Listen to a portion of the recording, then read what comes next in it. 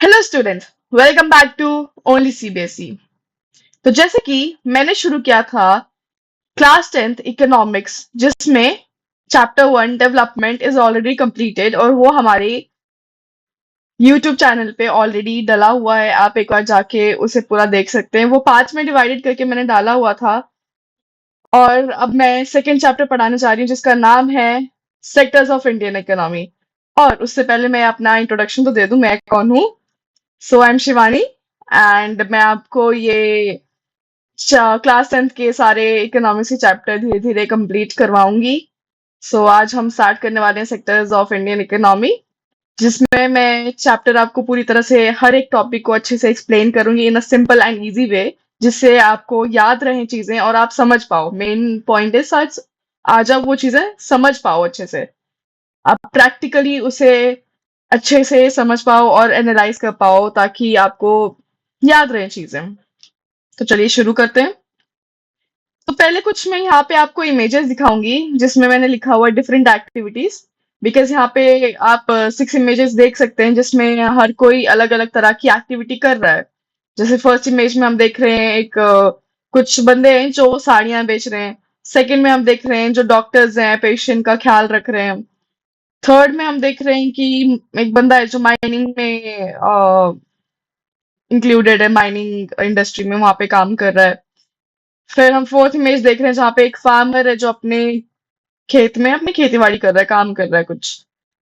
And fifth image में हम देख रहे हैं एक रिसेप्शनिस्ट है, वहां पे नीचे लिखा भी हुआ है उसके सामने रिसेप्शन। सो एक रिसेप्शनिस्ट है जो हेल्प आउट कर रही है लोगों को। और सिक्स इमेज में हम देख रहे हैं कि एक बंदा है जो अपना डेयरी चला रहा है जिसमें वो गाय का दूध वगैरह निकाल रहा है बेचने के लिए। सो ये कुछ डिफरेंट एक्टिविटीज है जो हमारे रोजमर्रा की जिंदगी में आसपास हमें देखने को मिलती हैं। पर अब ये एक्टिविटीज जो है, ये अगर हम इन्हें डीपली समझना चाहें कि ये क्या है, तो उसके लिए हमें इनको कुछ ग्रुप्स में डिवाइड करना पड़ेगा, है ना। कोई भी चीज हम समझते हैं तो उसको हमेशा हम ग्रुप में डिवाइड करके, अलग अलग चीजों में डिवाइड करके फिर उसको अच्छे से हम डिटेल में समझ पाते हैं कि ये क्या है बेसिकली और ये क्या है, ये क्यों कर रहा है ना। तो इसी वजह से हम पढ़ेंगे सेक्टर्स ऑफ इकोनॉमिक एक्टिविटीज। क्या अलग अलग सेक्टर्स हैं इकोनॉमिक एक्टिविटीज के, तो चलिए देखते हैं। So basically there are three different sectors of economic activities, ठीक है। जिसमें हम पहले स्टार्ट करेंगे प्राइमरी सेक्टर। तो जो प्राइमरी सेक्टर है उसमें कुछ जो नेचुरल रिसोर्सेज होते हैं, ठीक है, जो नेचुरली प्रोड्यूस, जो नेचुरल चीजें होती हैं उनका प्रोडक्शन करना, उनको निकालना, उनको यूज करना। जैसे कि आपके एनसीईआरटी में एक एग्जांपल दिया हुआ है कॉटन का, ठीक है। अब कॉटन एक फार्मर प्लांट करता है अपने एरिया में, अपने लैंड में, ठीक है। और आपने कॉटन का अगर प्लांट देखा हो तो वो कुछ वाइट वाइट सा ऊपर से पफी सा होता है, नीचे से स्टिक सी होती है उसके, है ना। तो उसको वो प्लांट करता है और उसके बाद उसको निकालता है और वो नेचुरल एक प्रोडक्ट हो जाता है कॉटन, ठीक है, जो कि इंक्लूड होता है प्राइमरी सेक्टर में।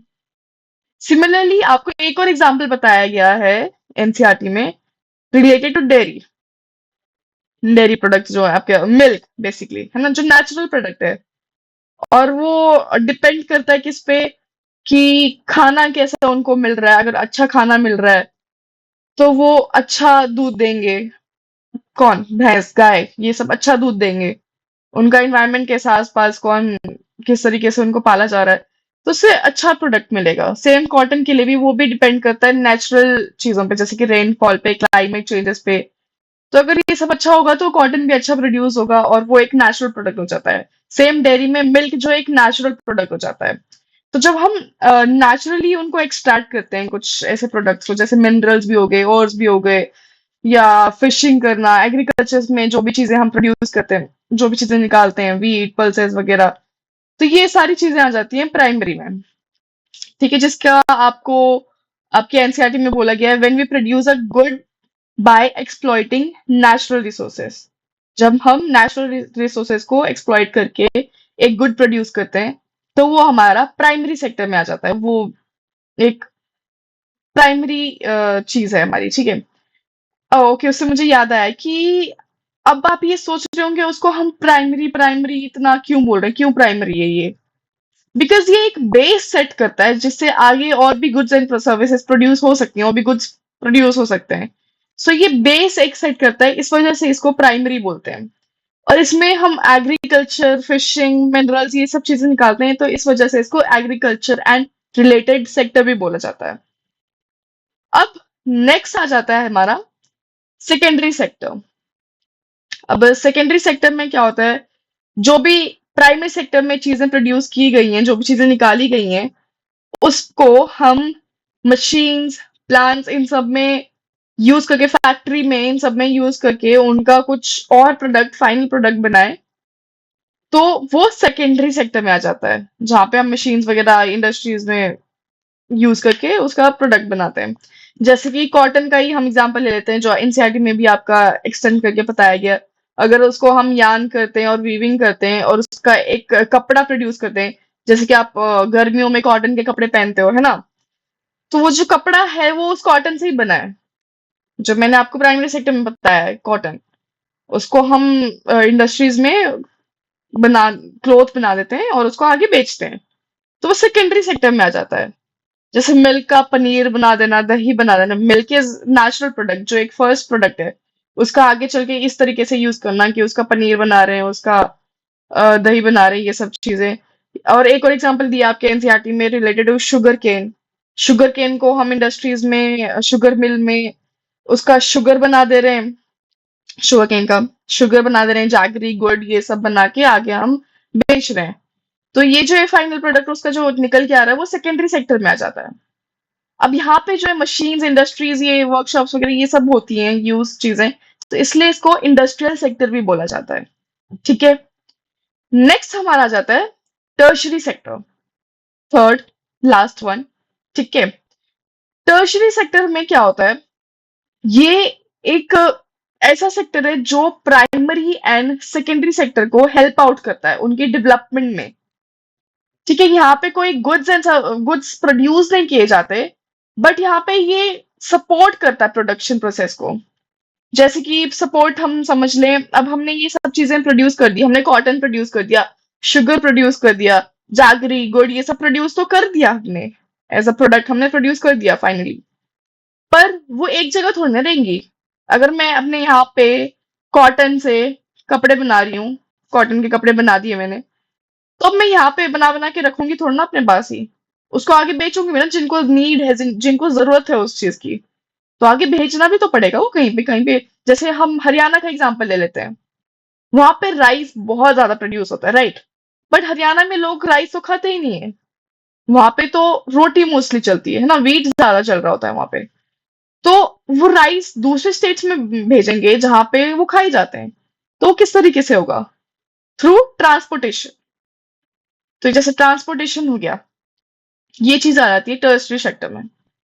ठीक है।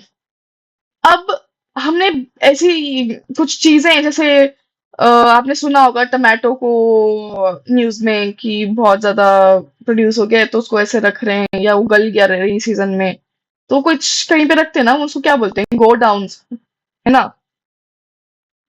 तो वहां पे जब हम इसको रखते हैं, स्टोर करते हैं, तो वो स्टोरेज फैसिलिटीज ये भी तो प्रोवाइड की जाती हैं।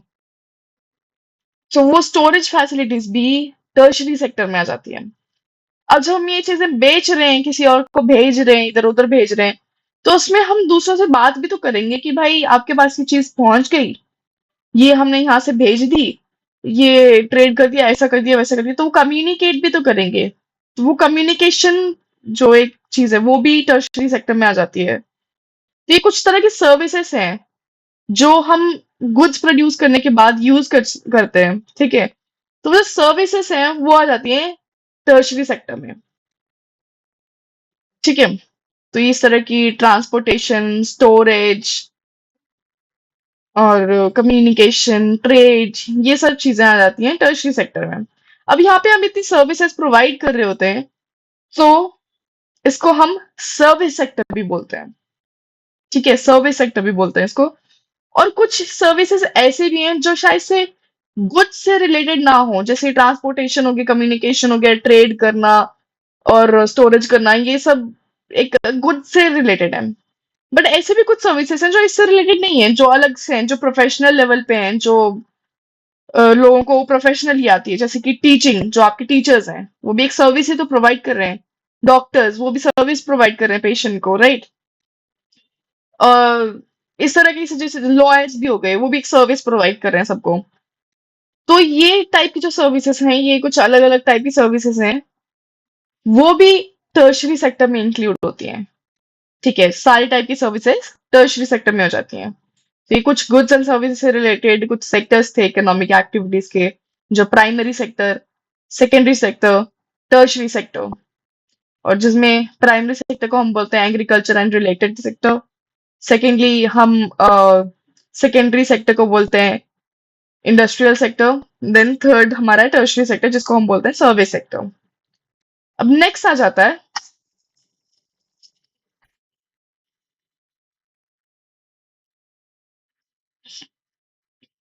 हमारा नेक्स्ट आ जाता है, how do we count the various goods and services and know the total production in each sector. जो कि आपके एनसीईआरटी में भी ये क्वेश्चन पूछा हुआ है। अगर हम इतने सारे गुड्स एंड सर्विसेज प्रोड्यूस कर रहे हैं और उनका हमें टोटल प्रोडक्शन चाहिए, कि भाई इतना सारा तो हमने प्रोड्यूस कर दिया, हमें पता भी तो होना चाहिए हमने प्रोड्यूस कितना किया है और कितने में बेचा है। तो कैसे करेंगे? भले ही ये बहुत मुश्किल टास्क लग रहा है कि भाई इतनी सारी चीजें, हमारी पॉपुलेशन इंडिया की इतनी ज्यादा है और इतने गुड्स एंड सर्विसेज प्रोड्यूस हो रहे हैं, तो ये कैसे करेंगे? ये बहुत इम्पॉसिबल सा है। बट एक सिंपल सा मैं आपको बताती हूँ, जो आपके एनसीईआरटी में भी बताया गया है। बस मुझे एक सेकंड दीजिए।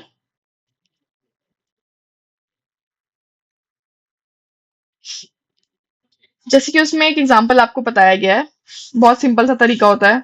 ठीक है,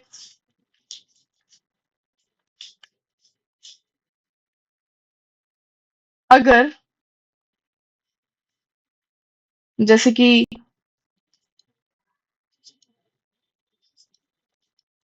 10,000 kg का अगर वीट प्रोड्यूस हुआ है,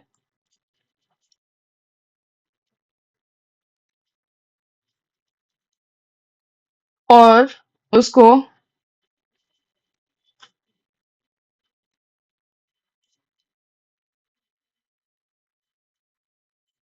एक सेकेंड सॉरी,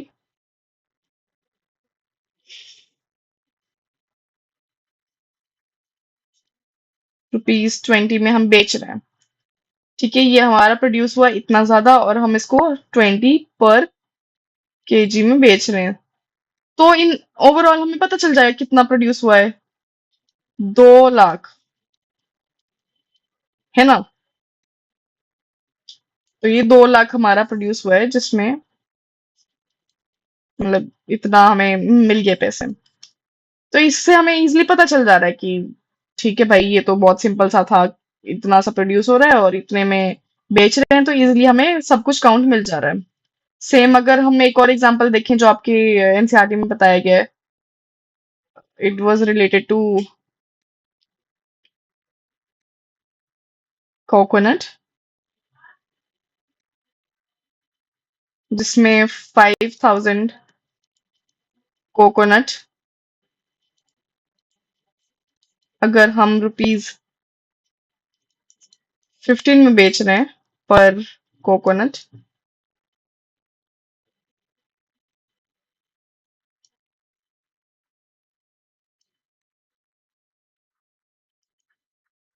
ये थोड़ा इशू है इसमें।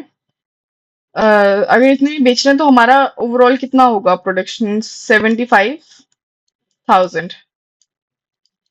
ठीक है, इतना होगा। तो ये कितना इजी सा था कि भाई इतने इजीली पता चल जा रहा है, वीट का भी पता चल गया, कोकोनट का भी। सिमिलरली हमें बाकी प्रोडक्ट्स का भी पता चल ही जाएगा, बाकी गुड्स एंड सर्विसेज का भी पता चल जाएगा। बट इसमें एक दिक्कत है, और वो दिक्कत क्या है, मतलब एक प्रिकॉशन है जो हमें लेना है। ठीक है, इसमें इजिली पता चल रहा है कि 5,000 15 ये वो कितना इजी है। बट एक प्रिकॉशन हमें लेना पड़ेगा, जो कि मैं आप एक एग्जांपल के थ्रू बताऊंगी, और उससे पहले हमें बताना चाहिए,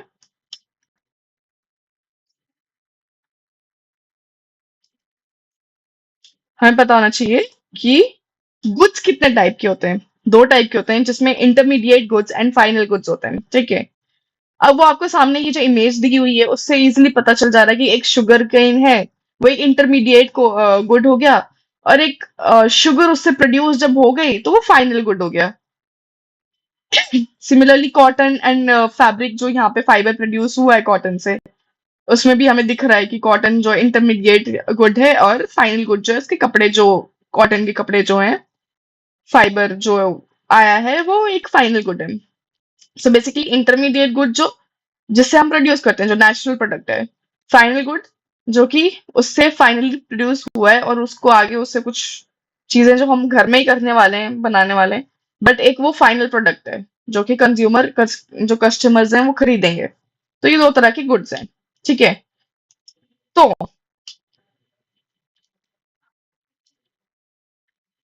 हाँ, प्रिकॉशन हमें ये लेना है कि हमें जब भी ये चीजें काउंट करनी है, कौन सी वाली चीजें जो ये जो दिखा रही थी मैं आपको 5,000 एंड 15 रुपए, ये वो, इस चीज के लिए हमें फाइनल गुड, ये सेकंड वाला जो है, इसकी ही कॉस्ट सिर्फ लेनी है, सिर्फ और सिर्फ फाइनल गुड्स की, इंटरमीडिएट गुड्स की नहीं। अभी एग्जांपल से समझते हैं कैसे। ये एक फार्मर है, ठीक है।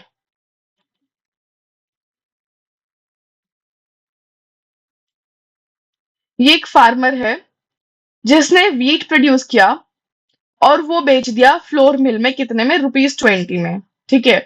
अभी आंटी ने यहाँ पे फ्लोर मिल में उसका फ्लोर बनाया, व्हीट का आटा बनाया, और उसको आगे बेच दिया बिस्किट कंपनी में फॉर ₹20, ठीक है।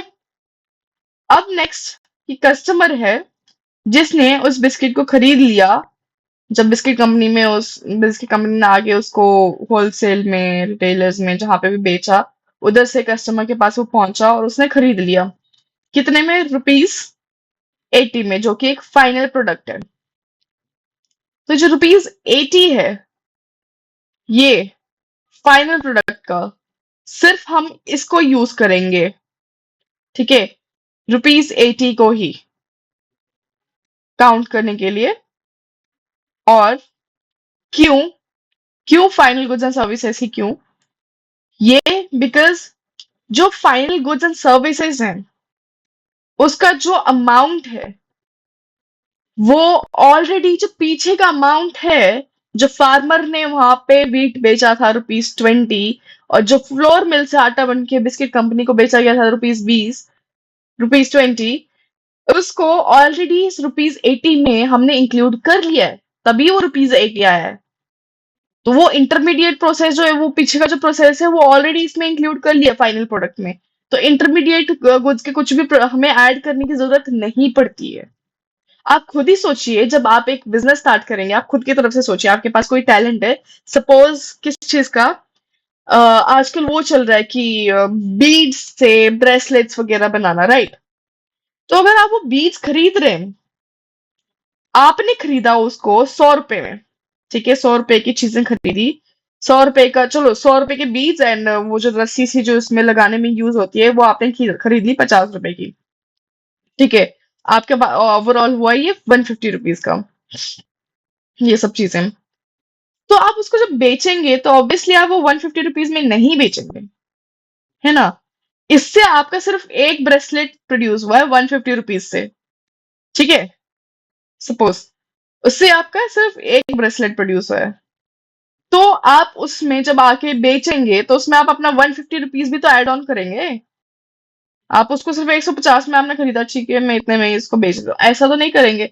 आप ₹150 उसमें ऐड करेंगे, और आपकी जो मेहनत लगी है उसमें, सपोज ₹200 की आपकी मेहनत लगी, आप अपनी मेहनत को इतना ज्यादा उसका अमाउंट मानते हैं, कितने में उसकी वैल्यू होनी चाहिए, मेरी मेहनत का वैल्यू ₹200 होना चाहिए। तो 200, और आपकी जो चीजें लगी हैं उसमें, और भी छोटी मोटी कुछ किया होगा आपने, तो वो चीजें उसको इंक्लूड करके आप 150 प्लस 200, तो उसको आप आगे उस ब्रेसलेट को 350 में बेचेंगे, है ना।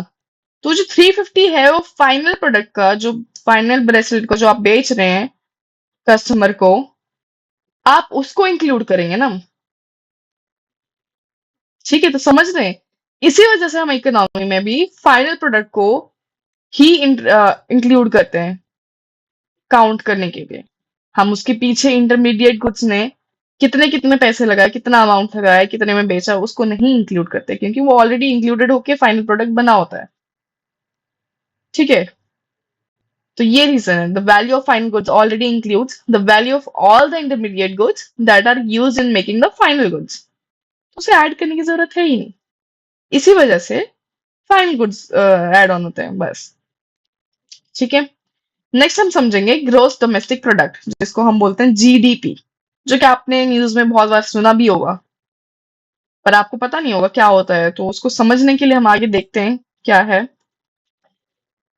सो जो आपका ग्रॉस डोमेस्टिक प्रोडक्ट है, जीडीपी, ठीक है, ये होता है जो भी फाइनल गुड्स एंड सर्विसेज एक साल में बेची गई हैं, उनका जो मनी वैल्यू है, कितने रुपए में बेची हैं, उसको हम जब पूरा काउंट करते हैं एक कंट्री का, ठीक है, उसको जब हम काउंट करते हैं तो उसको जीडीपी बोला जाता है।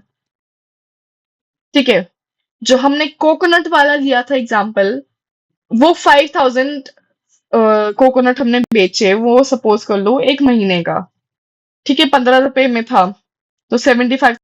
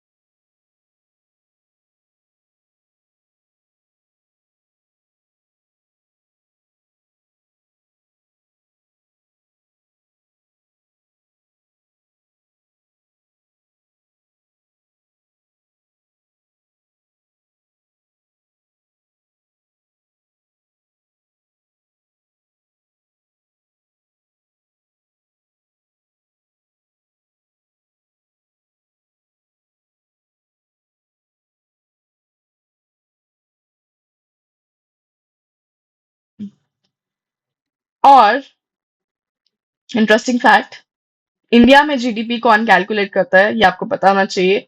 नेशनल स्टैटिस्टिकल ऑफिस, जो Ministry of Statistics and Programme Implementation का पार्ट है, उसके अंदर ये आता है, एनएसओ, ये कैलकुलेट करते हैं जीडीपी। ठीक है, एंड जीडीपी के छोड़ के हम मोस्टली यहाँ पे जीवीए कैलकुलेट करते हैं। इसकी जगह जीवीए पे ज्यादा ध्यान दिया जाता है, जिसको हम बोलते हैं ग्रोस वैल्यू एडेड, और ये मेजर करता है गुड्स एंड सर्विसेज की वैल्यू एक इकोनॉमी में कितनी है, माइनस जो रॉ मटेरियल्स लिए थे उनका जो भी कॉस्ट है उसको माइनस करके जो भी आंसर आता है वो जीवीए होता है।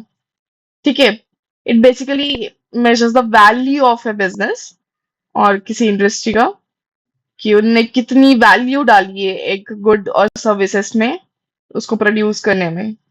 ठीक है, इसको इन डिटेल समझते हैं अच्छे से एग्जांपल के साथ।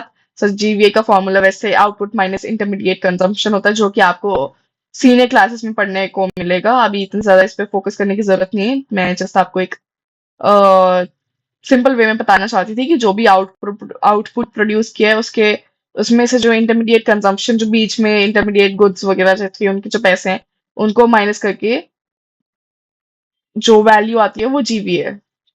ठीक है, अब इसका एग्जांपल, अगर आपके पास एक बेकरी है, ठीक है, और आपने खरीदा फ्लोर, शुगर, ईस्ट, ये सब चीजें जो उसको बनाने में, एक केक को या बिस्किट को, किसी चीज को भी बनाने में यूज होती हैं, तो वो इंटरमीडिएट गुड्स हो गए और उनको हम बोलेंगे इंटरमीडिएट कंजम्पशन। ठीक है, जो ₹20 में आपने खरीदे, अब आपने उससे एक ब्रेड बनाया और उसको बेच दिया, जो कि है ₹50 का। अब उस ब्रेड की कॉस्ट है 50 रुपए। अब इसमें से हम माइनस करेंगे जो फाइनल गुड है आपका ये 50 रुपीज का, उसमें से हम माइनस करेंगे जो चीजें हमने यूज की थी, फ्लोर, शुगर, ये सब चीजें जो 20 रुपए की हमने यूज की थी उसमें से माइनस करेंगे 50 में से। 50 - 20, तो ये जो 30 रुपए है ये है आपकी वैल्यू जो आपने ऐड की है उस मटेरियल में। अब मैं आपको वापस लेके जाऊंगी उस बीड वाले एग्जांपल में जो हम बेच रहे थे, जिसमें हमने 150 रुपीज का सारा सामान खरीदा एक ब्रेसलेट बनाने में, और 200 रुपये अपनी मेहनत ऐड की। वो जो मेहनत मैं बता रही थी आपको वो वैल्यू है, जो कि यहाँ पे जीवीए है, ग्रॉस वैल्यू एडेड। जो आपने मेहनत, जो अपनी वैल्यू उसमें डाली है, ठीक है, वो चीज आ जाती है। सेम जो ये एग्जाम्पल बताया है, ये वो 30 रुपए जो है वो आपकी मेहनत, आपकी वैल्यू जो आपने उसमें ऐड की है, उसमें सर्विस जो आपने प्रोवाइड की है, उसको इतनी मेहनत करके बनाया है, वो वैल्यू आ जाती है जीवीए, ग्रॉस वैल्यू एडेड। ठीक है। अब जीवीए और जीडीपी में क्या डिफरेंस है? जीवीए जो है आपने जो वैल्यू एड ऑन की है किसी चीज में, किसी सेक्टर में, इंडस्ट्री में, ठीक है, कोई भी सेक्टर मान लीजिए, एग्रीकल्चर, मैन्युफैक्चरिंग, आईटी, जो भी आप मानना चाहते हैं, वो जीवीए जो है वो वैल्यू सिर्फ देखता है कि क्या वैल्यू ऐड की गई है, एक इंसान ने अपनी वैल्यू क्या डाली है। इसमें से टैक्स एंड सब्सिडीज हम माइनस कर देते हैं। ऑब्वियसली इसमें सिर्फ वैल्यू देखते हैं तो इसमें टैक्स एंड सब्सिडीज वगैरह नहीं आएंगी। वेयर एज जीडीपी जो है वो एक इकोनॉमिक की टोटल फाइनेंशियल हेल्थ, एक इकोनॉमिक हेल्थ कैसी है वो पूरी बताता है अच्छे से, क्योंकि गुड्स एंड सर्विसेज जो उनने बेची हैं एक साल में, वो चीज बताता है। ठीक है। पर इसमें इंक्लूड होते हैं टैक्स एंड सब्सिडीज, इसमें एक्सक्लूड नहीं होते, बिकॉज ये ऑब्वियसली वैल्यू तो नहीं बता रहा, ये एक प्रोडक्ट कैसा बिका है, उसमें क्या चीजें ऐड ऑन हुई हैं, क्या क्या पैसे लग रहे हैं, वो चीजें वो देख के सारा बताता है जीडीपी। ठीक है। तो यहाँ पे टैक्सेस एंड सब्सिडीज इंक्लूड होते हैं, और जीवीए में वो इंक्लूड नहीं होते क्योंकि वो सिर्फ वैल्यू बता रहा है, आपकी मेहनत बता रहा है। तो ये डिफरेंस आ जाता है जीवीए और जीडीपी में। ठीक है। ये डिटेल में आपको सीनियर क्लासेस में पढ़ाई जाएंगे, इस पे इतना ज्यादा फोकस करने की जरूरत नहीं है। आपको जस्ट पता होना चाहिए, बिकॉज आपकी बुक में दे रखा है जीवीए, जीडीपी, इतनी बड़ी बड़ी टर्म्स दे रखी हैं, तो आपके दिमाग में ये चीज आएगी कि भाई ये है क्या। तो इस वजह से मैंने थोड़ा अच्छे से डिटेल में एक्सप्लेन किया, इजी वे में, कि आपको पता चल गई, ताकि आप न्यूज भी कभी देखें उसमें ये टर्म्स आ रही हैं तो आपको पता होना चाहिए, ताकि आपके पेरेंट्स भी बात करें तो आपको पता हो ये कि ये क्या है। ठीक है। नेक्स्ट आ जाता है historical changes in the sectors. तो हिस्टोरिकल चेंजेस माने सेक्टर्स में पिछले कुछ सालों में क्या क्या चेंजेस आए हैं। सो इसका मैं कुछ इमेज या कुछ इंफॉर्मेशन नहीं बता रही, बिकॉज ये आपके एग्जाम पॉइंट ऑफ व्यू में इतना ज्यादा आपको लिखने के लिए कुछ आएगा नहीं इससे रिलेटेड। बस आपको पता होना चाहिए कि हिस्टोरिकली क्या चेंजेस आए हैं सेक्टर्स में, दैट्स इट। इससे रिलेटेड इतना कुछ ज्यादा पूछा नहीं है, इससे रिलेटेड कुछ आगे चीजें हैं इन डिटेल, वो मैं आपको अच्छे से एक्सप्लेन करती हूँ। और जिसमें ग्राफ्स वगैरह इंक्लूडेड है आपके बुक में, अगर आपको याद हो, या आप देख सकते हैं अभी अपने बुक में, तो वो चीजें मैं अच्छे से एक्सप्लेन करूंगी। सो इसमें हिस्टोरिकल चेंजेस में बेसिकली ये है कि किस तरीके से सेक्टर्स में चेंजेस आए हैं, कैसे कैसे शिफ्ट हुए हैं। ठीक है। पहले कौन से सेक्टर में इंक्लूडेड थे, फिर कौन से सेक्टर्स में, फिर अब कौन से सेक्टर्स में। तो अगर हम इंडिपेंडेंस के आसपास की बात करें या उससे पहले की बात करें, तो उस टाइम पे लोगों के पास इतने सारा ऑप्शंस नहीं होते थे कि वो हर जगह इंक्लूड हो सकें, या उनके पास कुछ टैलेंट या ऐसा कुछ हो जिसमें वो इंक्लूड होके आगे कुछ कर सकें। उनके पास मोस्टली सबके पास यही ऑप्शन होता था कि एग्रीकल्चर में इंक्लूड हो, क्योंकि एग्रीकल्चर इतना ज्यादा पीक पे था स्टार्टिंग में, मतलब इंडिपेंडेंस के आसपास इतना ज्यादा पीक पे था, उससे पहले भी। तो मोस्टली लोग एग्रीकल्चर पे डिपेंडेंट थे, वो और ऑप्शंस एक्सप्लोर करते ही नहीं थे। तो एग्रीकल्चर, फिशिंग, ये सब चीजें हो जाती थी, तो इन सब चीजों में इंक्लूडेड थे। अब ये चीजें आ जाती हैं जैसे दूध वगैरह भी, हाँ उस टाइम पे कि गाय भैंस रख लेंगे, दूध कर लेंगे, और वो अपने लिए कर लेंगे। लोग अपने अपने घर में भैंसे रखते थे पहले। ठीक है। और एग्रीकल्चर देख लेंगे, उसको बेचेंगे, उससे पैसे कमाएंगे, तो ये मेन मोटिव होता था। तो हम बोलेंगे उस टाइम पे मोस्टली फोकस किस पे था, बिकॉज ये सब चीजें किसमें, प्राइमरी सेक्टर पे इंक्लूडेड है, तो मोस्टली फोकस होता था प्राइमरी सेक्टर पे। ठीक है। फिर धीरे धीरे क्या हुआ, जैसे इंडिपेंडेंस के बाद धीरे धीरे क्या हुआ, इंडस्ट्रीज बड़ी बड़ी खुलने लग पड़ी। ऑब्वियसली उस टाइम पे भी खुल रही थी, बट इतने सारे लोग मतलब बहुत ज्यादा इंक्लूडेड नहीं थे इंडस्ट्रीज वगैरह में, इधर उधर नहीं जा रहे थे, क्योंकि उनको ये सफिशिएंट लगता था कि ठीक है, खेती बाड़ी, दूध, गाय भैंस इतना सफिशिएंट लगता था। फिर धीरे धीरे लोगों को लगा कि ठीक है, और भी ऑप्शंस आ रहे हैं। लोग जाना शुरू हुए इंडस्ट्रीज में। फिर अर्बनाइजेशन शुरू हुई, लोग रूरल एरिया से अर्बन एरियाज में पैसे कमाने के लिए, लोगों को ये दिखा कि इससे भाई पैसे ज्यादा मिल रहे हैं, यहाँ पे काम भी मिल रहा है अच्छा खासा, तो यहाँ पे जाते हैं। तो उस वजह से उन्होंने इंडस्ट्रीज में काम करना शुरू किया। ठीक है, जब प्लांट एंड मशीनरीज इतनी ज्यादा खड़ी होना शुरू हो गई, और फिर आपको एलपीजी याद हो, लिक्विडाइजेशन, प्राइवेटाइजेशन, ग्लोबलाइजेशन, जिसकी वजह से प्राइवेट सेक्टर्स भी खुलना शुरू हो गए, जिस वजह से इंडस्ट्रीज और ज्यादा एक्सपैंड होना शुरू हो गई। ठीक है, तो ऐसी चीजें एक्सपैंड हो रही थी, तो लोग इधर पे शिफ्ट हो रहे थे।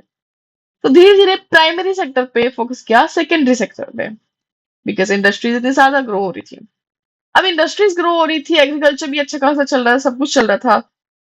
तो धीरे धीरे अब उसको इधर उधर ट्रांसपोर्ट करने की जरूरत पड़ रही थी, बिकॉज पॉपुलेशन बढ़ रही थी। फिर ग्लोबलाइजेशन हुआ, तो और ज्यादा एक्सपोर्ट करने की चीजें जरूरत पड़ रही थी। तो ट्रांसपोर्टेशन का, स्टोरेज की, ये सब चीजें बहुत ज्यादा पीक पे जाने पड़ी, धीरे धीरे और ऊपर जाने पड़ी। फिर सर्विसेज पे भी लोग, लाइक प्रोफेशनल चीजों पे भी, अब इस टाइम पे हम देखें, प्रोफेशनलिज्म पे भी ज्यादा ध्यान देते हैं कि हाँ, मुझे टीचर बनना है, मुझे डॉक्टर बनना है, लॉयर, इन सब चीजों पे ध्यान देते थे। अब तो सर्विसेज और भी ज्यादा एक्सपैंड हो गई हैं। कितने सारे ऑप्शंस है हमारे पास डिग्रीज करने के, कोर्सेज करने के, और उसके बाद भी कितने सारे ऑप्शंस है, ये कुछ ये कर लेंगे, वो कर लेंगे। तो प्रोफेशनलिज्म, टैलेंट जो है वो भी इतना ज्यादा एक्सपैंड हो चुका है। तो लोग अब कहाँ से, सेकेंडरी सेक्टर से टर्शियरी सेक्टर में, बिकॉज ये सब चीजें सर्विसेज वगैरह टर्शियरी सेक्टर में इंक्लूडेड है। तो अब लोग टर्शियरी सेक्टर पे ज्यादा फोकस करने लग पड़े हैं, मतलब उसमें ज्यादा घुसने लग पड़े हैं। तो ये कुछ हिस्टोरिकल चेंजेस थे कि पहले प्राइमरी सेक्टर पे फोकस था, फिर सेकेंडरी सेक्टर पे, अब टर्शियरी सेक्टर पे, बिकॉज सर्विसेज पे लोग बहुत ज्यादा इंक्लूडेड हैं। अब जो जॉब्स करते हैं, जो भी चीजें करते हैं, तो वो सर्विसेज में हो जाती हैं। जैसे कॉल सेंटर्स वगैरह में भी बहुत से लोग काम करते हैं, तो वो सर्विस ही प्रोवाइड कर रहे हैं, तो वो टर्शियरी सेक्टर में रहता है। तो इस वजह से टर्शियरी सेक्टर बहुत ज्यादा एक्सप्लोर करना लोगों ने शुरू कर दिया, और वो एक्सपैंड भी हो गया अभी। ठीक है, नेक्स्ट हमारा आ जाता है primary, secondary and tertiary sectors in India. अभी तक हमने पढ़ा कि ये तीनों सेक्टर है क्या, इनकी कैलकुलेशन कैसे की जाए, जीडीपी वगैरह, जीवीए वगैरह, ये सब हमने देखा। इनमें शिफ्ट कैसे हुई चीजें, और वो जो शिफ्ट है ना, एक्चुअली वो इंडिया में ही नहीं बोल सकते हम, ऑल ओवर द वर्ल्ड ही ऐसा चल रहा था कि लोग पहले प्राइमरी में, एग्रीकल्चर वगैरह में ज्यादा थे। फिर ग्लोबलाइजेशन सारी जगह इतना ज्यादा हो गया, तो उस वजह से लोग सेकेंडरी में जाना शुरू कर दिए, फिर टर्शरी में अब सर्विसेज वगैरह की वजह से। ठीक है, तो वो था एक शिफ्ट। अब हम इंडिया में पर्टिकुलरली देख रहे हैं कि primary, secondary, tertiary sector India में पर्टिकुलरली कैसे हैं। ठीक है, हाँ, एक सेकेंड, ये आगे हो नहीं रहा। ओके, सो यहाँ पे अगर हम देखें, ये है जीवीए बाय, ये आपकी एनसीईआरटी की बुक से ही मैंने लिया हुआ है, ये अलग से कहीं से उठाया नहीं है मैंने ये ग्राफ। सो उसमें ये आपके एक्सप्लेन हुआ है, ये वाला ग्राफ।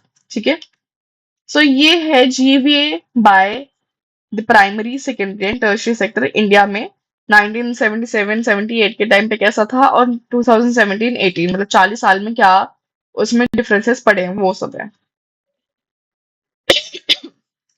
अब क्वेश्चन उठ जाता है इस ग्राफ को देख के कि why is the tertiary sector becoming so important in India? ठीक है, क्योंकि यहाँ पे हमें, एक सेकेंड रुकिए।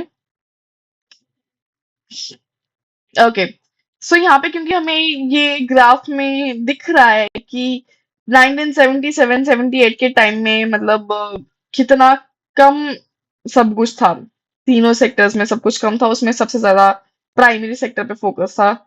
फिर जस्ट बिकॉज एलपीजी उस टाइम पे आ चुका था, आने वाला था, तो धीरे धीरे बाकी चीजों में सर्विसेज वगैरह में भी इंक्लूड लोग होना शुरू हो गए, तो थोड़ा सा हम टर्शरी सेक्टर में थोड़ा सा देख सकते हैं। अब 40 साल बाद हमें दिख रहा है कि टर्शरी सेक्टर तो बहुत ज्यादा एक्सपैंड हो चुका है यहाँ पे, और बहुत ज्यादा डिफरेंस आ चुका है। बाकी दो सेक्टर तो बहुत कम है, प्राइमरी सबसे कम है, फिर सेकेंडरी, फिर जो टर्शरी सेक्टर है वहां पे सबसे ज्यादा है। अब ये कुछ रीजंस यहाँ पे हैं जो हम देखेंगे। ठीक है,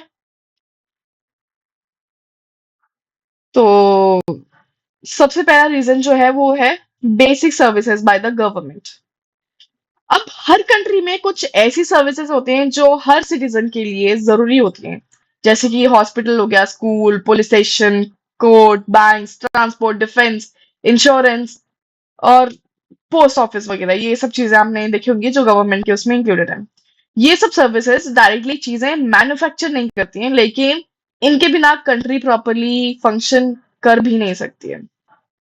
इंडिया एक डेवलपिंग कंट्री है, इसलिए इन बेसिक सर्विसेज को प्रोवाइड करने के लिए गवर्नमेंट की रिस्पॉन्सिबिलिटी भी हो जाती है। और जब गवर्नमेंट इन सर्विसेज को बढ़ाती है तो नेचुरली टर्शरी सेक्टर भी ग्रो करता है। ठीक है, रिमेंबर डेवलपमेंट में हमने पढ़ा था पब्लिक फैसिलिटीज, तो वो सारी चीजें इसमें इंक्लूड हो जाती हैं, बेसिक सर्विसेज। जो पब्लिक सब फैसिलिटीज हैं वो जो गवर्नमेंट प्रोवाइड करती है। ठीक है, नेक्स्ट आ जाता है हमारा growth of agriculture and industry, जो कि हमारा दूसरा रीजन है। और ये पॉइंट बहुत ज्यादा लॉजिकल है। जस्ट इमेजिन करो, अगर फार्मर्स ज्यादा क्रॉप्स प्रोड्यूस करेंगे तो उन क्रॉप्स को मार्केट तक कौन पहुंचाएगा? ट्रांसपोर्ट के थ्रू ही पहुंचेगा। और उन्हें स्टोर कौन करेगा फिर? वेयर हाउसेस, गोडाउन्स, ये सब स्टोरेज फैसिलिटीज प्रोवाइड करती हैं। ठीक है, उन्हें बेचेगा कौन? ट्रेडर्स। फिर पेमेंट कौन करेगा? आई मीन मतलब लोन की फैसिलिटीज या जो भी फैसिलिटीज, बाकी जो फैसिलिटीज हैं पैसों से रिलेटेड, वो कौन प्रोवाइड करेगा? बैंक्स। और इंश्योरेंस वगैरह कौन देगा किसी चीज पे अगर इंश्योरेंस चाहिए फार्मर्स को, अपने वेयर हाउस, ये सब चीजें जो भी चीजें प्रोड्यूस कर रहे हैं, ठीक है, तो उनका इंश्योरेंस भी तो चाहिए। कौन देगा? इंश्योरेंस कंपनीज, है ना? तो इसी तरह फैक्ट्रीज भी प्रोडक्ट्स बनाती हैं। अब उन प्रोडक्ट्स को दूसरे सिटीज या स्टेट्स में भेजना होगा, इसके लिए फिर से ट्रांसपोर्ट, ट्रेड, बैंकिंग, स्टोरेज सबकी जरूरत पड़ती है। इसलिए एनसीईआरटी कहती है कि जितना प्राइमरी और सेकेंडरी सेक्टर डेवलप होगा उतना ही डिमांड टर्शरी सेक्टर की भी बढ़ेगी। और ये सारे सेक्टर्स एक दूसरे से बहुत ज्यादा कनेक्टेड हैं। इसी वजह से टर्शरी सेक्टर बहुत ज्यादा डेवलप हो गया, बहुत ज्यादा ऊपर चले गया। ठीक है, अब थर्ड पॉइंट आ जाता है, तीसरा पॉइंट हमारा आ जाता है people's income is increasing. I mean, increase in the people's income. So जब लोगों की इनकम कम होती है तो वो सिर्फ बेसिक नीड्स पर फोकस करते हैं और उस पे ही पैसा खर्च करते हैं, जैसे खाना पीना रहना, ये सब चीजों पे ही फोकस करते हैं। जब लोगों के पास इनकम बढ़ने लग पड़ती है, जैसे जैसे उनकी इनकम बहुत ज्यादा इंक्रीज होने लग पड़ती है, वो उनके पास पैसे आ रहे हैं, तो लोग एक्स्ट्रा सर्विसेज पे भी यूज करना शुरू कर देते हैं, जैसे कि रेस्टोरेंट में खाना खाना, tourism, shopping, private hospitals, private schools और कोचिंग इंस्टीट्यूट्स हो गए, प्रोफेशनल ट्रेनिंग हो गई, कुछ ऐसे कोर्सेज जो बहुत ज्यादा महंगे हैं, जिससे प्रोफेशनलिज्म उनकी बहुत ज्यादा इंक्रीज होगी, तो ऐसी कुछ ट्रेनिंग्स। ठीक है, सो आज से 20-25 साल पहले लोग इतना सारा ट्रैवल करते ही नहीं थे, तो इतना सारा खर्चा करते भी नहीं थे ट्रैवल टूरिज्म वगैरह पे। लेकिन आज इनकम बढ़ने के साथ टूरिज्म इंडस्ट्रीज भी बहुत ज्यादा ग्रो हो चुकी है। हम देखे हम हमें देखने को मिलता है यहाँ पे कितने सारे फॉरेनर्स आते हैं घूमने फिरने के लिए। इवन इंडिया से भी कितने सारे लोग बाहर घूमने जाते हैं वेकेशन वगैरह पे। ठीक है, इसी तरह प्राइवेट स्कूल्स और हॉस्पिटल्स भी बहुत ज्यादा ग्रो कर चुके हैं अब तो। इसलिए इनकम बढ़ने से सर्विस सेक्टर भी ग्रो हो रहा है। जैसे जैसे इनकम बढ़ रही है, जैसे जैसे लोगों की नीड्स बढ़ रही है, तो उसी तरीके से प्राइवेट सेक्टर भी बहुत ज्यादा ग्रो कर रहा है। फोर्थ पॉइंट हमारा आ जाता है growth of IT, which is information technology and communication. ठीक है, और पिछले कुछ सालों में सॉरी। और पिछले कुछ सालों में टेक्नोलॉजी बहुत ज्यादा ग्रो हुई है। इतनी ज्यादा तेज स्पीड से ग्रो हुई है। और आज हम यूज करते हैं जैसे कि internet, mobile apps, online banking, अब तो UPI payments, video calls, online shopping, online classes, और ये सब भी टर्शरी सेक्टर का ही तो पार्ट है। ये सारी सर्विसेज जो मैंने अभी मेंशन की, ये सारी टर्शरी सेक्टर का ही पार्ट है। पहले ये सर्विसेज इतनी ज्यादा कॉमन नहीं होती थी। पहले हमारे पेरेंट्स कहाँ यूज करते थे ये सब चीज। एक्चुअली फोन ही नहीं होता था और यूज भी नहीं करते थे। अब फोन है, इतने हाई फाई फोन है, इतनी सारी सर्विसेज हैं, इतने सारे आईटी से रिलेटेड सर्विसेज हैं, तो अब लोग इतना ज्यादा यूज कर रहे हैं और इनकी डिमांड भी बहुत ज्यादा बढ़ गई है। इसलिए आईटी और कम्युनिकेशन सर्विसेज ने भी टर्शरी सेक्टर को बहुत ज्यादा फास्ट ग्रो किया है। अब हमारा नेक्स्ट पॉइंट आ जाता है, fifth point, which is not every service is growing equally. ठीक है, ये एनसीईआरटी एक बहुत ज्यादा इंपॉर्टेंट बात आपकी बताती है। ये कुछ पॉइंट्स इससे रिलेटेड मेंशन किए गए हैं। हर सर्विस सेक्टर इक्वली ग्रो नहीं कर रहा है। इस सेक्टर में दो तरह के वर्कर्स होते हैं। पहला ग्रुप जो है हमारा हाईली एजुकेटेड और स्किल्ड पीपल, जैसे कि डॉक्टर्स हो गए, engineers, software engineers, CA I mean chartered accountants, IT professionals. ये लोग अच्छी सैलरी कमाते हैं, बहुत ज्यादा अच्छी सैलरी इन लोगों की।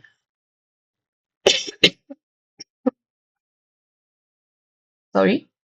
और दूसरा ग्रुप आ जाता है जिसमें ऐसे लोग होते हैं जिसमें जो छोटे छोटे काम कर रहे हैं, जैसे कि स्मॉल शॉपकीपर्स हो गए, रिपेयर मैकेनिक्स हो गए, रिक्शा ड्राइवर्स हो गए, ऑटो ड्राइवर्स हो गए, स्ट्रीट वेंडर्स हो गए, और डिलीवरी पर्सन जो जोमैटो, ब्लिंकिट, ये सब जेप्टो से जो बेचने आते हैं, ये लोग भी सर्विस सेक्टर में ही काम करते हैं।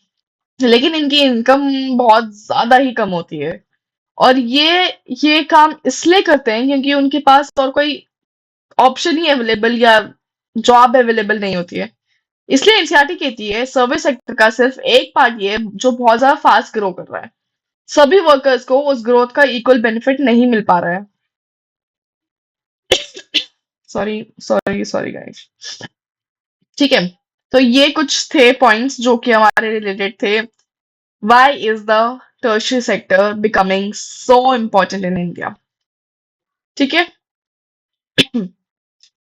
ओके, सो आगे बढ़ने से पहले मैं ये जो आपके रीजंस थे वो कुछ अच्छे तरीके से आपको याद करवा दूं। So reasons for the growth of the tertiary sector: government plus growth plus income plus IT plus inequality. आप ये रीजंस के एक बारी स्क्रीनशॉट ले सकते हैं ताकि आप इजिली याद कर सकें। ठीक है, नेक्स्ट आप इसका भी स्क्रीनशॉट ले सकते हैं जिसमें रीजंस इजिली आपको 5 पॉइंट्स में छोटे तरीके से याद दिला करवा दिए मैंने। ठीक है। तो चलिए आगे बढ़ते हैं नेक्स्ट टू जो आपके ग्राफ्स हैं जो आपके एनसीईआरटी में दे रखे हैं, जिसमें ग्राफ टू जो है जिसमें बताया गया share of sectors in the GVA, और सेकंड ग्राफ जो है ग्राफ थ्री, इसमें share of sectors in the employment percentage के हिसाब से बताया गया है। ठीक है, तो ये देखना हमें हमारे लिए इतना ज्यादा इंपॉर्टेंट क्यों हो जाता है, बिकॉज हम देख सकते हैं कि जो शेयर है सेक्टर्स का जीवीए में, इसमें प्राइमरी सेक्टर कितने कम पे है एंड टर्शियरी सेक्टर सबसे हाईएस्ट, और फिर सेकेंडरी बीच में। बल्कि हम एम्प्लॉयमेंट में अगर देखें तो इतना सारा डिफरेंस हमें कुछ दिख नहीं रहा है। इसमें प्राइमरी सेक्टर 40 साल पहले ज्यादा था और अभी भी 40 साल बाद भी 2017-18 में अभी भी वो ज्यादा ही है। इतना ज्यादा कुछ डिफरेंस दिख ही नहीं रहा है हमें। एम्प्लॉयमेंट अभी भी प्राइमरी सेक्टर पे ही ज्यादा है ना। अगर हम सेकेंडरी एंड टर्शियरी सेक्टर की बात करें तो सेकेंडरी सेक्टर में हम देखेंगे अगर गुड्स एंड सर्विसेज में उनका जो शेयर है वो 9 टाइम्स इंक्रीज हुआ है, वेयर एज एम्प्लॉयमेंट में उनका सिर्फ 3 टाइम्स इंक्रीज हुआ है। ज्यादा डिफरेंस नहीं आया है। और टर्शियरी सेक्टर में भी अगर हम देखें तो 14 टाइम्स उनका इंक्रीज हुआ है शेयर्स में, जीवे के शेयर में, और एम्प्लॉयमेंट में अगर देखें हम तो सिर्फ 5 टाइम्स इंक्रीज हुआ है। मतलब कितना ज्यादा डिफरेंस है वो। अगर हम ध्यान से इस चीज को देखें तो ये हमें पता चल रहा है कि आधी जनता, इंडिया की आधी जनता जो है अभी भी प्राइमरी सेक्टर में, मेनली एग्रीकल्चर में, उसमें ही इंक्लूडेड है। ठीक है। और अगर हम उसका शेयर देखें जीवीए में तो 1/6 लेवल पे चल रहा है उसका शेयर। इतना ज्यादा वो कंट्रीब्यूट कर ही नहीं रही जीवीबी। सिर्फ एम्प्लॉयमेंट है उनके पास। और आधी से ज्यादा जनता सेकेंडरी एंड टर्शियरी सेक्टर दोनों में डिवाइडेड है। मतलब बहुत ज्यादा डिफरेंस है। इससे हमारे पास क्वेश्चन क्या उठ जाता है कि why didn't a similar shift out of the primary sector happen in case of employment. Same तरीके से क्यों नहीं है शिफ्ट भाई प्राइमरी सेक्टर पे? जैसा shift secondary and tertiary sector पे है वैसा सेम प्राइमरी में क्यों नहीं है? तो इसका मतलब क्या बनता है कि जो वर्कर्स एग्रीकल्चर में वो उतना प्रोड्यूस कर ही नहीं पा रहे क्या? क्या है ये? मतलब क्या रीजन है, क्यों ऐसा हो रहा है? तो मैं आपको बताती हूँ क्या है। ये है रीजन, जिसको बोलेंगे अंडर एम्प्लॉयमेंट। इस वीडियो को आप फिर से ध्यान से देखो। इतना बड़ा खेत है, एक ही खेत है, ठीक है? इतना भी एरिया जो है उस एक खेत में 1 2 3 4 5 6 छह लोग लगे हुए हैं, छह औरतें लगी हैं। मतलब इतने की जरूरत है? बल्कि अब तो एग्रीकल्चर में इतनी ज्यादा मशीन्स आ गई हैं, इतने ज्यादा डेवलपमेंट हो चुकी है एग्रीकल्चर में भी, तो इतने ज्यादा लोगों की जरूरत है इतने से उसमें। इस चीज को हम बोलते हैं अंडर एम्प्लॉयमेंट, जब एक ही जगह में फालतू में लोग एक्स्ट्रा लगे हुए हैं जिस चीज की जरूरत भी नहीं है, और वो प्रोडक्शन सिर्फ उतना ही कर रहे हैं जो एक दो बंदे भी प्रोड्यूस कर सकते हैं। बस यहाँ में बंदे ऐसे ऐसे ही लगे हुए हैं, ठीक है? मैं अब इसको अच्छे से अगर समझाऊं आपको, तो इसको बोलते हैं under employment refers to a situation where the people are employed but their skills, experience or availability are not fully utilized। वो सिर्फ काम कर रहे हैं बट उनकी कोई स्किल्स यूज हुई ही नहीं जो आज तक उन्होंने जिंदगी में सीखी है। उनको कोई एक्सपीरियंस नहीं मिल रहा है वहां पे।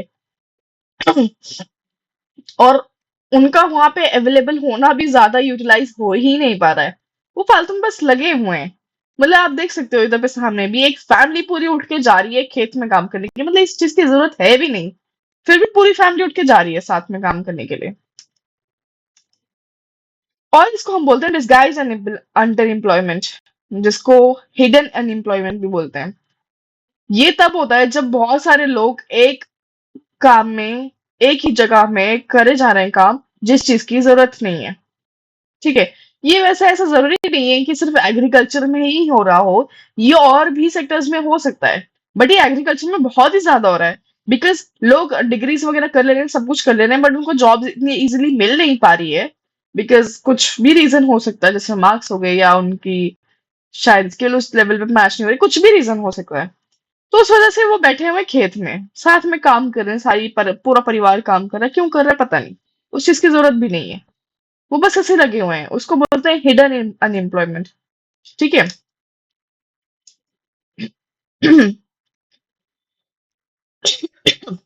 सॉरी, एक मिनट दीजिए मुझे। अब क्वेश्चन ये हो जाता है, how to create more employment. ये हम देखेंगे आपके एक सेकंड दीजिए। ये हम देखेंगे आपकी वो लक्ष्मी वाले एग्जांपल्स है जो आपकी बुक में दे रखा है, ठीक है? तो अब तक हमने देखा कि इंडिया में बहुत सारे लोग हैं यहाँ पे जो अनएम्प्लॉयड हैं या फिर अंडर एम्प्लॉयड है, ठीक है? अब हम देखेंगे लक्ष्मी का एग्जाम्पल। एक मिनट मुझे दीजिए, आगे नहीं हो रहा था। सपोज कीजिए ये लक्ष्मी है, इसके पास है 2 हेक्टेयर का लैंड, लेकिन उसके पास इरिगेशन की प्रॉपर फैसिलिटी नहीं है। इसलिए वो सिर्फ एक ही क्रॉप उगाती है एक लैंड पे, 2 हेक्टेयर के लैंड पे। और अगर गवर्नमेंट उसके लिए एक वेल बनवा दे या बैंक उसको लोन दे दे, तो वो इरिगेशन भी कर पाएगी। अब वो सिर्फ एक क्रॉप नहीं, अब वो दो क्रॉप्स भी उगा पाएगी। इस वजह से जब सेकंड क्रॉप होगी तो उसमें और लोग की जरूरत पड़ेगी। इस तरह एग्रीकल्चर में ही एम्प्लॉयमेंट इंक्रीज हो जाएगी, है ना? सो बेटर इरिगेशन, मोर फार्मिंग, मोर जॉब्स। मतलब लोग जो वहां पे फालतू में एक क्रॉप को उगाने में काम कर रहे थे लक्ष्मी के घर से, उसका हस्बैंड, बच्चा, भाई बहन सारे जो भी काम कर रहे थे, वो सारे अब दो क्रॉप्स को उगाने में काम करेंगे जिससे एम्प्लॉयमेंट इंक्रीज हुई। ठीक है। अब मान लो लक्ष्मी ने पहले से ज्यादा क्रॉप्स प्रोड्यूस कर लिए। अब प्रॉब्लम क्या है? अब प्रॉब्लम ये है, एक और प्रॉब्लम आ रही है कि उसको मार्केट तक कौन पहुंचाएगा और कैसे पहुंचाएगा। अगर रोड्स अच्छी होंगी और ट्रांसपोर्ट अवेलेबल होंगी तो स्टोरेज फैसिलिटी होगी इस तरीके की, और ये देखो ट्रांसपोर्टेशन में मिल रहा है, उसे सब कुछ मिल रहा है, तो फार्मर्स अपने क्रॉप्स को इजीली बेच सकेंगे। और सिर्फ फार्मर्स ही नहीं, ट्रांसपोर्ट, ट्रेड और स्टोरेज में भी नई जॉब्स क्रिएट हो जाएंगे। तो दो तीन जॉब्स तो यहाँ पे भी बन गई। अभी जो मैंने नीचे ये पैसे वाली जो फोटो दिखाई है, इससे रिलेटेड मैं बताती हूँ आपको। लक्ष्मी को फार्मिंग के लिए सीड्स, फर्टिलाइजर्स, मशीन्स और पंप्स भी चाहिए, जिसकी वजह से और भी अच्छे से वो क्रॉप्स उगा पाए और ज्यादा स्पीड से उगा पाए और अलग अलग तरह के उगा पाए सीजन के बेसिस पे। बट वो पुअर है, she is a poor farmer, उसके पास ज्यादा पैसे नहीं है। अगर उसको मनी लेंडर से लोन लेना पड़ेगा तो वो बहुत ज्यादा हाई इंटरेस्ट पे देना पड़ेगा उसको। मतलब वो लोन लेगी तो उसका इंटरेस्ट भी बहुत ज्यादा हाई होगा। ठीक है। इसलिए गवर्नमेंट या बैंक्स को फार्मर्स को लो इंटरेस्ट पे लोन देना चाहिए ताकि वो ये सब चीजें कर सके, जिससे वो इजिली फार्मिंग कर सके और प्रोडक्शन भी बढ़ाए। So cheap loan helps farmers increase the production and employment also. ठीक है। अब नेक्स्ट हम देखते हैं, सिर्फ फार्मिंग से ही एम्प्लॉयमेंट तो नहीं बढ़ेगी ना।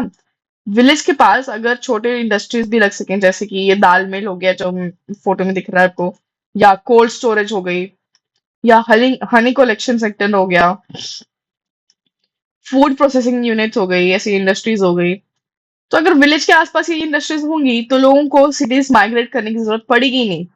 अर्बनाइजेशन वाली सिचुएशन होगी ही नहीं कि उनको वहां पे जाके रहना पड़ेगा और वहां पे जाके पैसे कमाने पड़ेंगे, और उनके पास रहने के लिए कोई जगह भी नहीं होती है। अगर उनके जहां पे वो रह ही रहे हैं विलेज में, उसके आसपास ही ऐसी इंडस्ट्रीज लग गई तो लोगों को सिटीज माइग्रेट करने की जरूरत पड़ेगी ही नहीं, है ना। विलेज में ही उनको जॉब्स मिल जाएंगी, कहीं और क्यों जाना। जब वहीं पे सब कुछ है तो कहीं और जाने की जरूरत पड़ेगी ही नहीं। अब इंडिया में बहुत सारे बच्चे स्कूल जा ही नहीं पाते। अगर सबको स्कूल भेजना है तो और स्कूल्स बनेंगे और टीचर्स की जरूरत भी पड़ेगी। इसी तरह हॉस्पिटल्स भी बढ़ेंगे तो डॉक्टर्स की जरूरत पड़ेगी, नर्सेस की जरूरत पड़ेगी, हेल्थ वर्कर्स की डिमांड भी बढ़ेगी। यहाँ हम देखेंगे तो एजुकेशन और हेल्थ सेक्टर भी जो है वो भी एम्प्लॉयमेंट क्रिएट कर पाएगा। मोर स्कूल्स, मोर टीचर्स, मोर हॉस्पिटल्स, तो मोर डॉक्टर्स एंड नर्सेस। अगर हम देखें, सॉरी, अगर हम एक और चीज देखें, हर स्टेट की अपनी अपनी एक स्ट्रेंथ होती है। हर जगह पे कल्चर, उनका ट्रेडिशन और उनकी एरिया में जो भी घूमने फिरने की फैसिलिटीज वगैरह ये सब जो भी हैं, तो वहां पे टूरिज्म फेमस हो सकता है, कहीं पे हैंडीक्राफ्ट फेमस हो सकता है, कहीं पे आईटी सर्विसेज फेमस है। तो अगर गवर्नमेंट इन सेक्टर्स को सपोर्ट करे तो बहुत सारे नए जॉब्स भी क्रिएट हो सकते हैं इस वजह से। ठीक है, टूरिज्म, हैंडीक्राफ्ट्स में, आईटी सर्विसेज में। अब तक हमने लॉन्ग टर्म सोल्यूशंस देख लिए, लेकिन अगर किसी को तुरंत जॉब चाहिए तो इसी वजह से गवर्नमेंट ने एक स्कीम लॉन्च की थी जिसको बोलते हैं मनरेगा। सॉरी, जो कि 2005 में इंट्रोड्यूस हुई थी। इसके अंदर रूरल एरियाज के हर विलिंग एडल्ट को 100 डेज का गारंटेड एम्प्लॉयमेंट, सॉरी, हर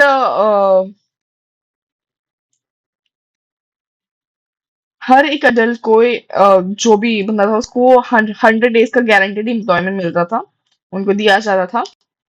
और अगर गवर्नमेंट जॉब प्रोवाइड नहीं कर पाती थी तो अनएम्प्लॉयमेंट अलाउंस देना पड़ता था। और बुक के लेटेस्ट एडिशन के अकॉर्डिंग 2025 में मनरेगा को रिप्लेस करके विकसित भारत ग्राम जी 2025 लॉन्च किया गया है, जिसको हम बोलते हैं विकसित भारत गारंटी फॉर रोजगार एंड आजीविका मिशन। ये मनरेगा की भी आपको फुल फॉर्म यहाँ पे दे रखी है, Mahatma Gandhi national rural employment guarantee act, और वीबी ग्राम जी की भी दे रखी है। और नीचे विकसित भारत 2047 जो आपको दिख रहा है, ये इसलिए बिकॉज ये 2047 तक चलेगा ये एक्ट। ठीक है, जिसमें 125 डेज की अनस्किल्ड वेज एम्प्लॉयमेंट मिल रही है रूरल रूरल हाउस होल्ड में। ठीक है, और इसमें 60 डे एग्रीकल्चर रेस्ट पीरियड भी मिलता है जो कि मैंडेटरी है। तो ये कुछ पॉइंट्स थे जो आपको अपने एग्जाम्स के लिए याद करने। ठीक है, नेक्स्ट है division of sectors as organised and unorganised. ठीक है, दो तरह के सेक्टर्स और आ जाते हैं। ये तो हमने देख लिया, प्राइमरी सेकेंडरी टर्शरी। ये ऑर्गेनाइज्ड एंड अनऑर्गेनाइज्ड में भी डिवाइडेड है। अगर हम इसमें एनसीईआरटी के हिसाब से देखें तो दो एग्जांपल बताए हुए हैं, जिसमें एक कांता है जो कि ऑफिस में काम करती है, और वो 9:30 AM से 5:30 PM तक काम करती है। उसको रेगुलरली हर मंथ के एंड में सैलरी मिलती है, और उसको सैलरी के साथ साथ पीएफ भी मिलता है, विच इज प्रोविडेंट फंड, जो भी रूल्स एंड रेगुलेशन है गवर्नमेंट के। ठीक है, उसके हिसाब से ये मिलता है पीएफ। और उसको मेडिकल और बाकी अलाउंसेस जो भी कंपनी प्रोवाइड करती है वो भी मिलता है। एंड वो संडेज को नहीं जाती है, संडेज को उसकी छुट्टी होती है। और जो संडे की छुट्टी है वो उसकी पेड हॉलीडे, और उसको साल भर में कुछ पर्टिकुलर पेड हॉलीडेज भी मिलती हैं जिसमें वो लीव ले सकती है। सॉरी। और जब उसने ज्वाइन किया था तो उसको अपॉइंटमेंट लेटर मिला था, जिसके अंदर सारी टर्म्स एंड कंडीशंस काम के रिलेटेड जो भी थी वो सारी की सारी मेंशन थी। और दूसरी तरफ हम देखेंगे कमल। सो कमल जो है वो कांता का नेबर है, उसके बगल में रहता है, और वो एक डेली वेज लेबरर है, और एक वो ग्रोसरी शॉप में काम करता है। और वो काम करता है 7:30 से लेके सुबह 7:30 AM से लेके 8 बजे रात के, मतलब 12.5 घंटे वो काम कर रहा है। ठीक है, 13.5 घंटे एक्चुअली।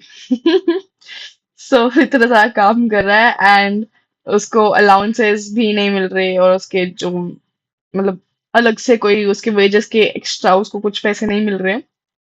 एंड अगर वो किसी दिन छुट्टी मार रहा तो उसको उसके पैसे भी नहीं मिलते हैं। उसकी कोई पेड लीव नहीं है, उसके कोई भी पेड हॉलीडेज नहीं है।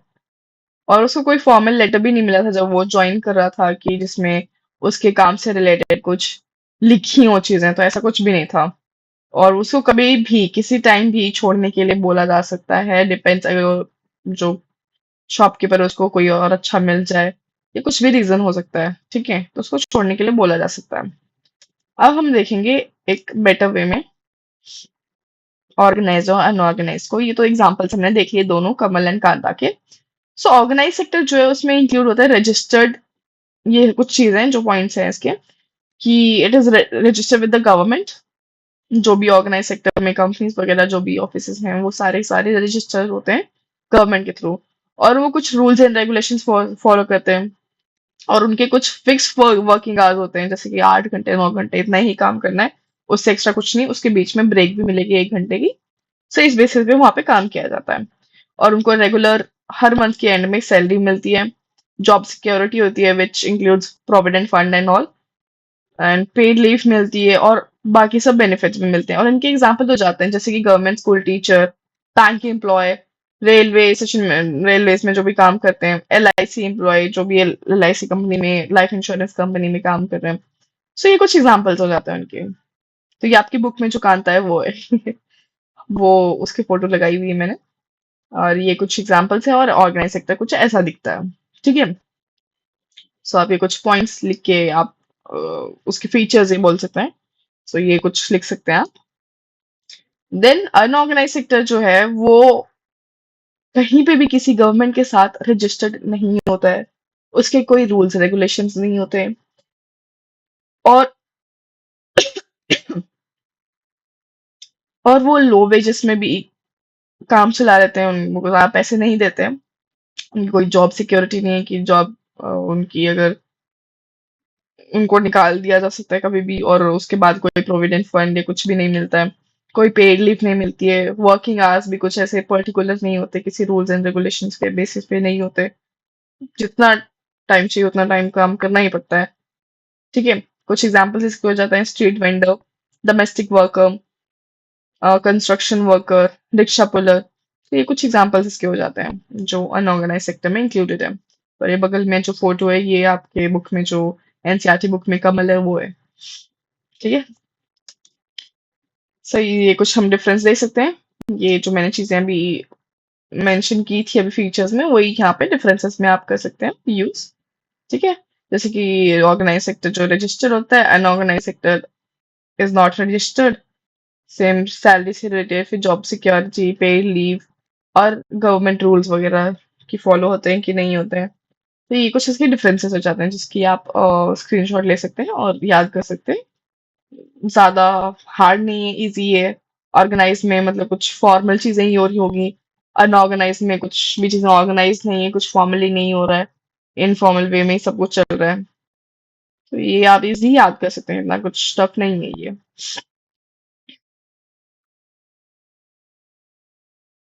ओके, नेक्स्ट आ जाता है how to protect workers in the unorganised sector. Okay,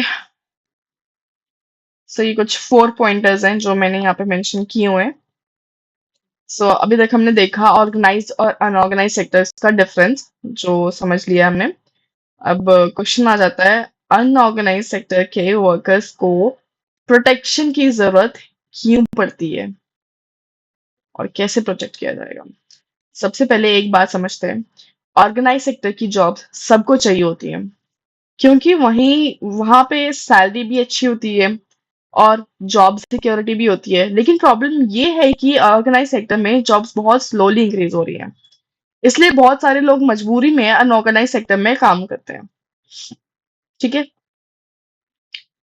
अब जो अनऑर्गेनाइज सेक्टर है उसमें वर्कर्स को लो सैलरी मिलती है, सैलरी रेगुलर भी नहीं होती है, जॉब कभी भी जा सकती है, provident fund, pension, paid leave, ये कोई भी बेनिफिट्स भी नहीं मिलते उनको। इसी वजह से गवर्नमेंट को इन वर्कर्स की प्रोटेक्शन करनी ही पड़ती है।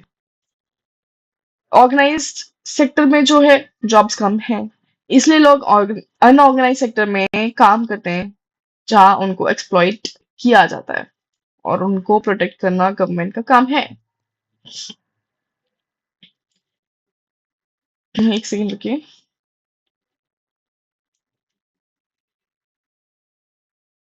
हम्म।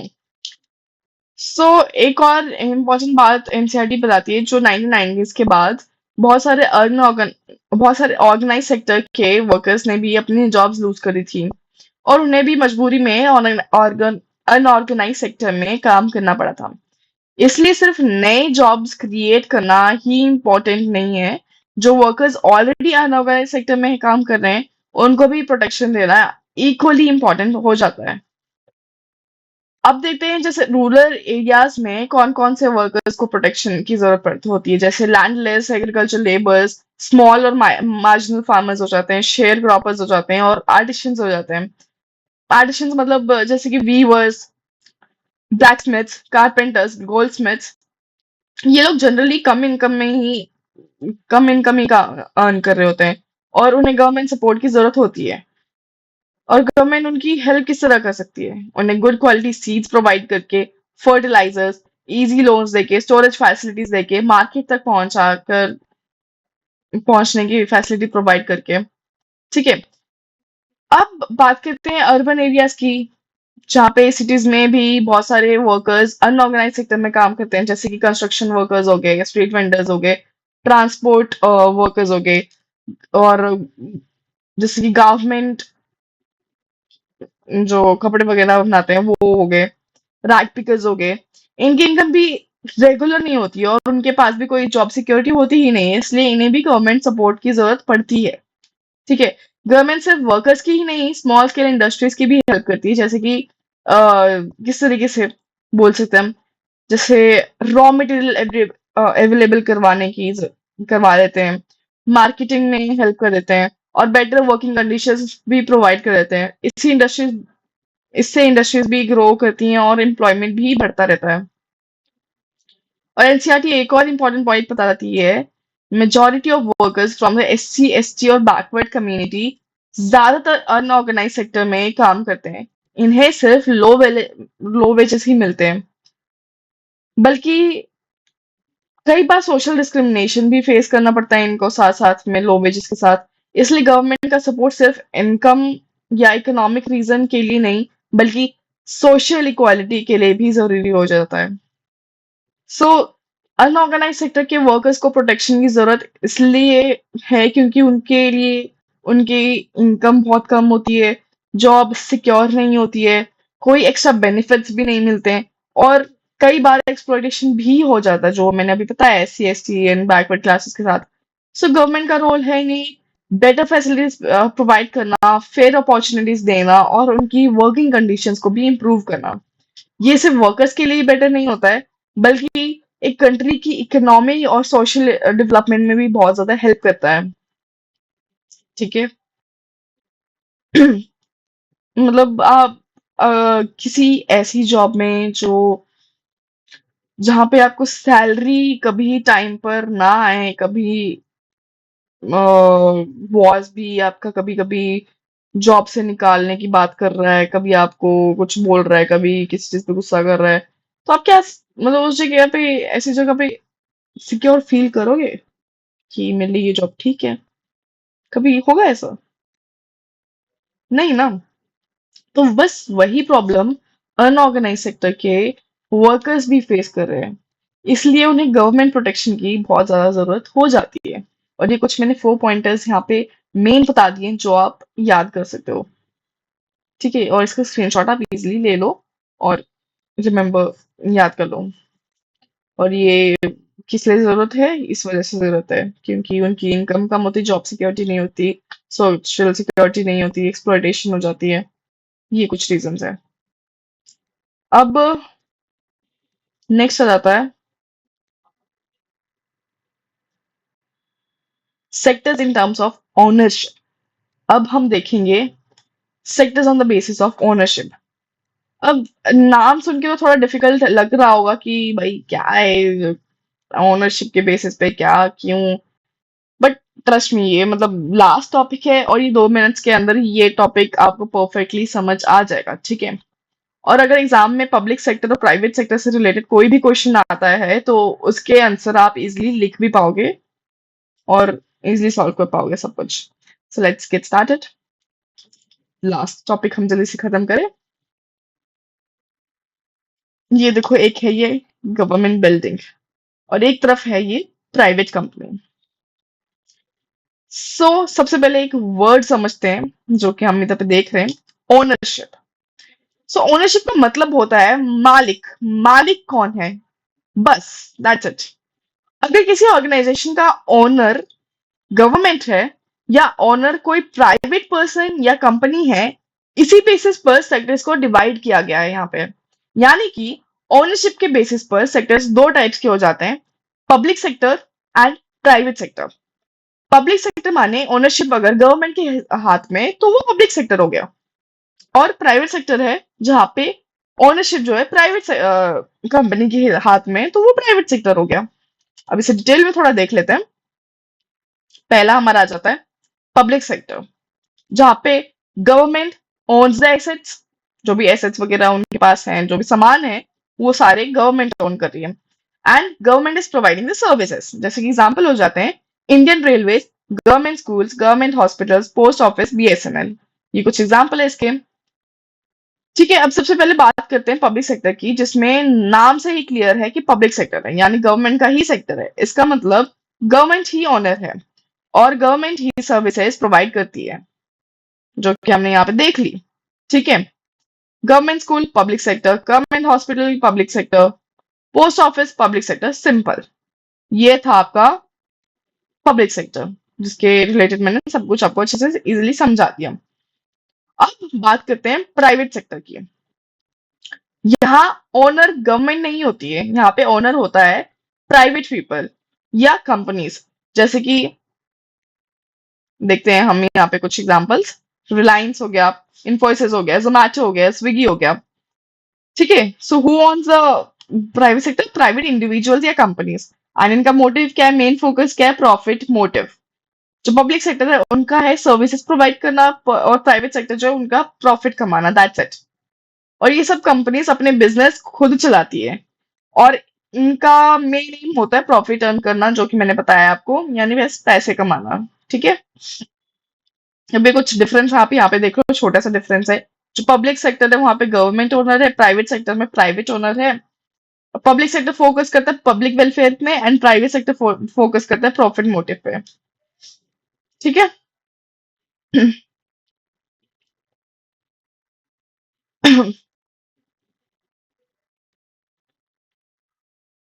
सॉरी।